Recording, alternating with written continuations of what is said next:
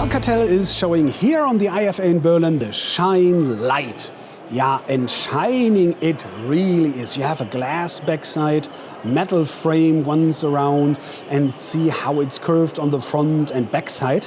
I would have liked to show you the black one because the black one too, because you know glass is always meaning you see every single fingerprint, but not on the white one. I'm trying to hold it here like this that you can see from all sides. It's really not possible to see any fingerprint on the white one, except of course that fingerprint sensor here, yeah. So maybe that's a reason to get for white for the next phone maybe. By the way, when we are at colors, there are three overall. The first will come this one in white and in gold, round about end of September, beginning of October, depending on your market. And there will be a black one a little bit later, end of this year roundabout. Coming to the specs.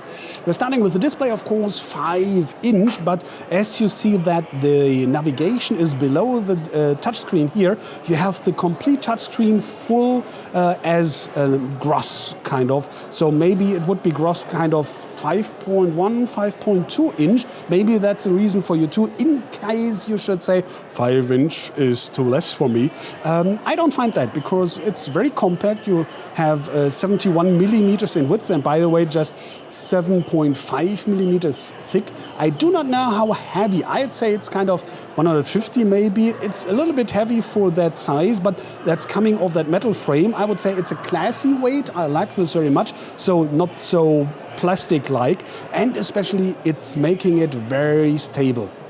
Go to a white background and trying to wind it, and you see no black or white dots where the glass would press down onto the panel, maybe damaging pixels in time. So very solid, very stable, especially for the price. I tell you now because it's important, I guess. It's €199 including tax in Germany, Europe, and maybe vary in countries, of course, depending where you live on. But roundabout, it should give you a guess.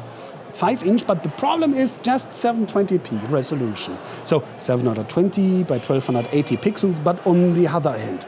Let me get close to the camera. I hope the autofocus is getting it right. So these texts are really tiny and thin and small. Nevertheless, can you read it or not? Be honest. I can. I find it totally enough.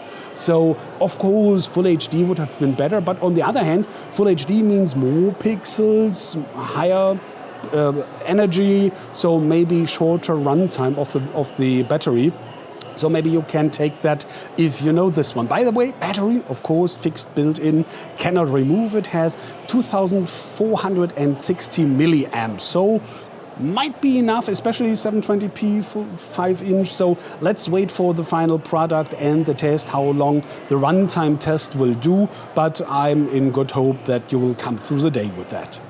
The processor is a quad-core from MediaTek, so meaning 4 cores, 1.3 gigahertz to be precise. It's the MT6737. So kind of mid-class, maybe a little bit upper mid-class. Okay, there are better ones, more performance, right, but you have to pay way more for these. And you have 2 GB of RAM, of working memory. Internal memory for data is 16, leaving a net from, let's say 9, maybe 10 GB, but you can expand. Let me just open to show for everybody who shouldn't know these hybrid slots. Let me explain. So this is the first slot for nano SIM. So the really tiny ones, the smallest you can get, maybe from the iPhone. And here on the right side, you have the choice between a second nano SIM, that way, or a micro SD card here for expanding the memory.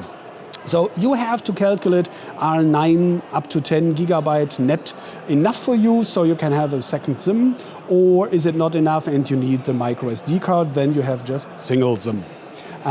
Fingerprint sensor, gyro sensor, I already explained to you.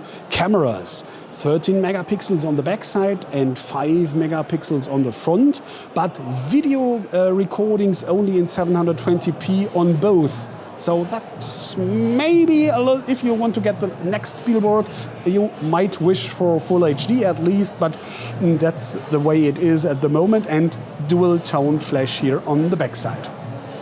Last but not least, we have Bluetooth 4.2, so meaning the current, the newest standard of it, but unfortunately not Wi-Fi AC.